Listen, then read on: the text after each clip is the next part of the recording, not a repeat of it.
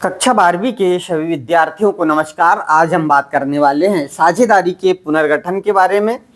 साझेदारी लेखे जो सामान्य है, सामान्य के बाद में इसका पुनर्गठन कहलाता है। और पुनर्गठन किसे कहते हैं वो समझेंगे, महत्वपूर्ण क्वेश्चन होता है। तो देखिए, साझेदारी में नए साझेदार को प्रवेश क्यों दिया जाता है, यहाँ पर एक क्वेश्चन आता है।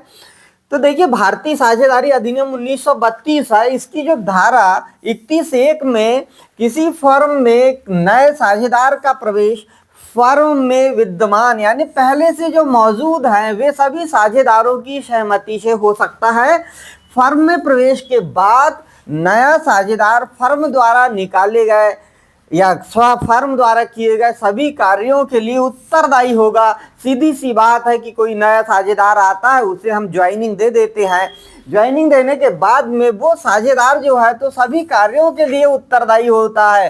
सामान्यतः निम्नलिखित कारणों से नए साझेदार को प्रवेश दिया जाता है। क्यों दिया जाता है इसकी हम बात बताते हैं कि क्या कारण होते हैं कि नए साझेदार को प्रवेश दिया जाता है। और इसके लिए भी एक महत्वपूर्ण क्वेश्चन यहाँ पे बनेगा कि नए साझेदार को प्रवेश क्यों दिया जाता है। परीक्षा में यही पूछा जाता है आपसे।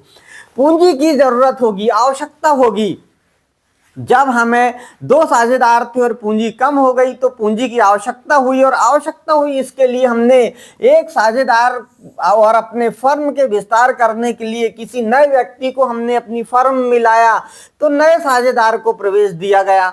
इसी प्रकार इसीलिए कहा गया कि फर्म के विस्तार के लिए अधिक पूंजी की आवश्यकता पड़ती है, तो नए साझेदार को प्रवेश दिया जाता है। दूसरा, विशिष्ट योग्यता और कुशलता की बात करते हैं कि उसमें कोई विशिष्ट योग्यता है, कुशलता है, उसमें ये क्षमता है, तो हम उस क्षमता का फायदा करने के लिए अनुभवी व्यक्ति को उस अनुभव का फायदा लेने के लिए नए साझेदार का प्रवेश दे देते हैं उससे कि आप आ जाइए और हमारे साथ काम कीजिए। विदेश में कारोबार, आपका कारोबार विदेश में है और विदेश में आपको काम करना, और आप एक जगह पर है, दूसरे देश में जाके कैसे काम करोगे, अर्थात वहां पे व्यापार आपको खोलना है या पहले से कारोबार चल रहा है, तो वहां के कारोबार को संभालने के लिए किसी विदेशी व्यक्ति को आप साझेदार बना सकते हैं, जिससे कि आपको आना जाना नहीं पड़ेगा और वहां के व्यापार का भी आप फायदा ले सकोगे। अगला, किसी साझेदार की मृत्यु या अवकाश होने पर, कोई साझेदार है हमारा और उसकी मृत्यु हो गई है या फिर वो अवकाश ले लिया है, तो ऐसी दशा में हमें अब सीधी सी बात है कि नए साझेदार को लेना पड़ेगा, प्रवेश देना पड़ेगा। और प्रतिस्पर्धा समाप्त करने के लिए कि प्रतिस्पर्धा हो रही है तो उसे समाप्त करने के लिए नए साझेदार को प्रवेश दिया जाएगा।